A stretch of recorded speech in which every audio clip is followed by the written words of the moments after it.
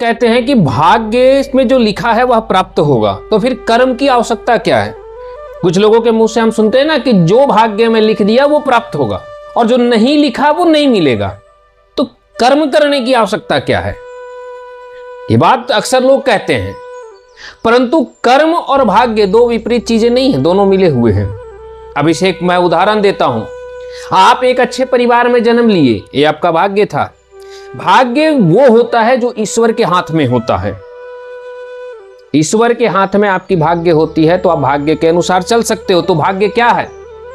तो भाग्य कहा गया है कि आप किसके घर में जन्म लोगे, जन्म के साथ आपके स्वास्थ्य कैसा हो गया, आप गरीब माता पिता परिवार में जन्म लोगे या समृद्ध परिवार में जन्म लोगे, आपका गृहस्थ जीवन या फिर आपका बाल्यावस्था सुखी बीतेगा या दुखी बीतेगा, आप जन्म के समय में विकलांग रहेंगे नहीं रहेंगे, ये इत्यादि जो आपके हाथों में नहीं, ये भाग्य के भरोसे रहने चाहिए।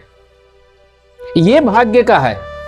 और भाग्य को संतोषम का सुख परम सुखम कहा गया कि भाग्य में जो प्राप्त हो गया उसे सुख पूर्वक स्वीकार लीजिए, संतोष कर लीजिए।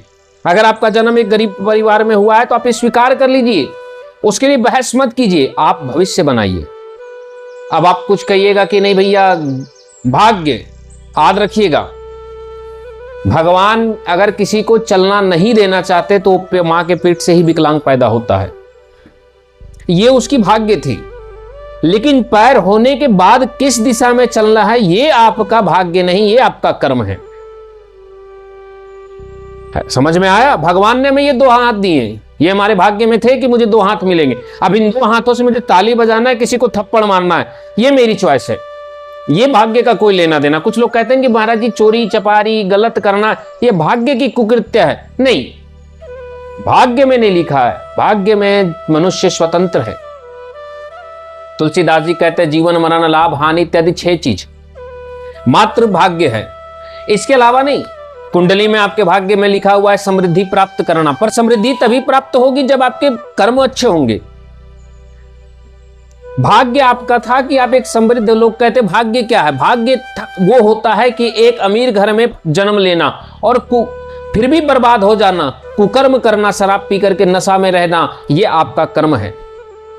अब आप एक उदाहरण लीजिए कि कुछ लोगों को लगेगा कि भाग्य को कैसे समझे महाराज जी, भाग्य क्या साथ नहीं देगा क्या? भाग्य में जो है वो प्राप्त, भाग्य ने आपको अमीर जीवन सुख जीवन जीने के लिए एक अमीर बाप के घर में जन्म दिया, लेकिन आपने कर्म ऐसा कुकृत्य किया, आप नशेड़ी निकल गए, गंजेड़ी निकल गए, गलत रास्ते में चले गए, आपने सारे संपत्ति को डुबा दिया और आप पुनः एक गरीबी अवस्था में आ गए। तो अब आप बताइए कि भाग्य अच्छा था, अमीर घर में जन्म लिए थे, कर्म बुरा था, बचपन अच्छा तो बीत गया, आप जवानी जेल में या फिर दुख से बीत रहा है।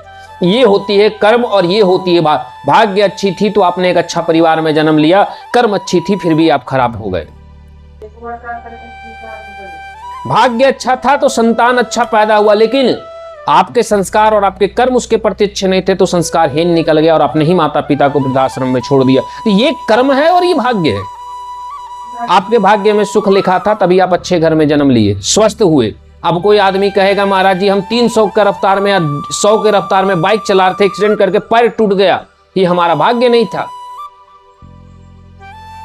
भाग्य था कि आपके शरीर स्वस्थ था, भाग्य था कि आपको गाड़ी मिलेगी, लेकिन उस गाड़ी से एक्सीडेंट करेंगे ये आपका भाग्य ने, आपका कर्म डिसाइड किया।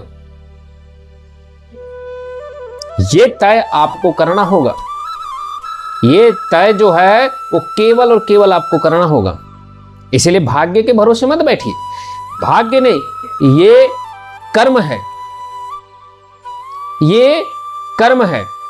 और कर्म और भाग्य दोनों को साथ लेकर चलिए। कर्म अच्छा, भाग्य अच्छी थी तो आपके यश कीर्ति परिवार अच्छा मिला। अब उस परिवार में आपका जिम्मेवारी, आपका कर्म है कि आप उसकी कुल को वृद्धि करें।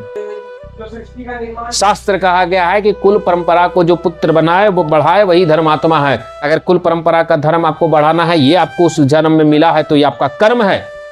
रघुकुल रीत पद सदा चली आई, प्राण जाए पर वचन न जाए। तो रघुकुल में जन्म लेना भाग्य है, लेकिन रघुकुल के वचन के लिए वन चला जाना ये आपका कर्म है, ये आपका उत्तरदायित्व है। तो भाग्य कर्म के साथ उत्पन्न होता है, तो जितना बड़ी भाग्य उतनी बड़ी कर्म। अगर बड़े भाग्य की अपेक्षा करते हो तो कर्म भी बड़ा करना होगा मैया। बात समझ रहे हैं, है ना मैया? एजेड माता जी उम्र का है, समझदार हैं, ये बहुत एजेड हैं, इन लोगों ने जीवन देखी है। अगर जीवन सुखी जीना चाहते हो, समृद्ध बनना चाहते हो, तो मेहनत भी उसी हिसाब से करना हो।